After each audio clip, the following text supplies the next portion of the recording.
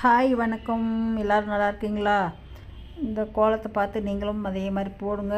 எல்லாத்துக்கும் கோலம் தெரியும். எனக்கு ஏதோ வேலையில்லாமல் நானும் போட்டுக்கிட்டு இருக்கிறேன். 60 வயசில் உட்காந்து இந்த கோலத்தை போடுறேன்னா பார்த்துருங்க. பொழுது போகலின்னா என்ன பண்ணுறது? பக்கத்தில் யாராவது இருந்தால் போய் பேசிக்கிட்டு இருக்கலாம். யாரும் இல்லை, எனக்கு பேசவும் பிடிக்காது. அது தனியாக இருந்து பழகி அப்படியே இதாகிடுச்சு. வேற ஒன்றும் இல்லை. ரொம்ப இன்ட்ரெஸ்ட் எனக்கு கோலம் போடணுன்னா அழாத பிரியம். ஆனால் உட்காந்து போடுறதுக்குள்ளே மண்டை காஞ்சி போயிடுது. அந்த கோலம் போட்டேன், திரும்பவும் அந்த தனியாக எடுத்துகிட்டு அழிச்சிட்டு திரும்ப போட்டேன். அந்த முன்னாடி இருக்கிறது மட்டும் இது கலர் கொடுத்துட்டேன். ரொம்ப ஈஸி தாங்க. வந்து டக்கு டக்குன்னு போட்டு முடிச்சிடலாம். இதை நம்ம அது போடுறதுக்கு சங்கடப்பட்டுக்கிட்டு நானே பாருங்களேன், போடுற சங்கடப்பட்டு அப்படியே விட்டுருவா சால்ட்டாக. என்ன பண்ணுறது? நம்ம ஒன்று நினச்சா கடவுள் ஒன்று நினச்சிட்டு போகிறாரு. கை கால் ஏதோ ஒன்று வகையில் நல்லா இருக்கட்டும், ஆரோக்கியமாக இருக்குன்னு பார்த்தோம்னா நமக்கு ஆப்பு வச்சு விட்றாரு.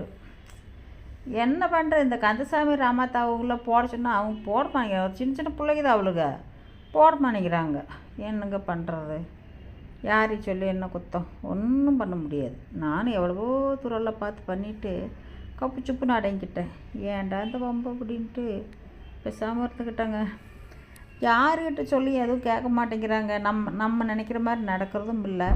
நம்ம நினைக்கிற மாதிரி நடந்துருச்சுன்னா கடவுளே நம்ம போய் கேள்வி கேட்டோம்னு நினைக்கிறேன். நான் எனக்கு இப்படி கொடு, ஏன் கொடுக்கல அப்படின்னு சண்டை போட்டுருவோம் போய்.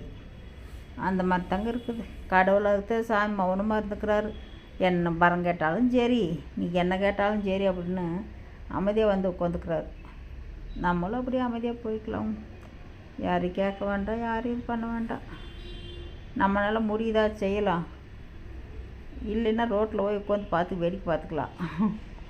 எங்களுக்கு அந்த வசதியும் இல்லை. காலையில் ஏதோ வாக்கிங் போய்கிட்டு இருக்கிறேன். இந்த குளிர்காலம் வரங்காட்டி அதுவும் இன்றைக்கி பயங்கரமாக வேர்க்குதுங்க.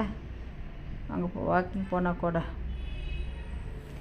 என்னடா இவ்வளோ தூரம் வேர்க்குது அப்படின்ட்டு. இன்னொரு விஷயம், போனால் அன்றைக்கி வாக்கிங் போயிட்டு தோட்டத்துக்கு போயிட்டு பேசிட்டுலாம் வந்தால் சாவி வீட்டு போட்டு வந்து மறுபடியும் ஆட்டோவில் போய் சாவி எடுத்துகிட்டு வந்தேன். இன்றைக்கி வாக்கிங் போயிட்டு ரிட்டர்ன் வர்றப்ப ஒருத்தர் பேசிக்கிட்டே வந்தேன். தண்ணி பாட்டில் எடுக்கலாமான்ட்டு எடுத்து மொபைல் கீழே விழுந்துருச்சு. அப்பா, மொபைல் கீழே விழுந்துருச்சு. நான் பார்க்கல, அதை அடிப்பிடிக்காமல் அந்த சவுண்டு கேட்கல, அப்படியே கீழே விழுந்துருச்சு. நாங்களும் நடந்து வந்துட்டோம். கொஞ்சம் தூரம் வந்தது, என்னடா மொபைல் கையில் காணுமே அப்படின்னு பார்த்து எங்கள் பையிலுக்கு இது பார்த்தா எதுலேயுமே இல்லை. அப்புறம் நான் நீங்கள் முன்னாடி போங்க அப்படின்ட்டு நம்ம போய் பார்க்கலான்னு பார்த்தா போகிற தடத்து மேலேயே முன்னாடியே கிடக்குது. அதை பார்க்கல. நான் என்ன தாண்டி இந்த பூனைக்குட்டி பில்லு பறிச்சிட்டு வந்தேன், அருகம்பில்லு. அங்கே தான் வச்சுருப்போம் அப்படின்னு போட்டு அதை போய் எடுக்கிறேன். அங்கே இல்லை. அதுக்கப்புறம் திரும்பி வர்றேன். அப்புறம் நடக்கிற பாதி மேலேயே கிடந்துச்சு.